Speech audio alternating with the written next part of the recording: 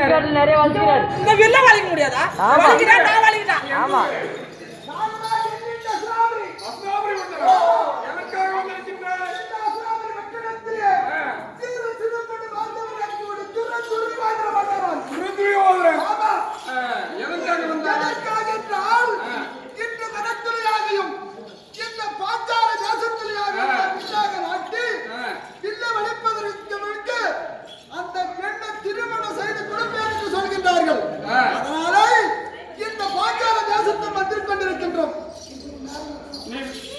அப்படி என்ன நீ எனக்கு ஒரு மைத்துனனாக ஆக வேண்டும்.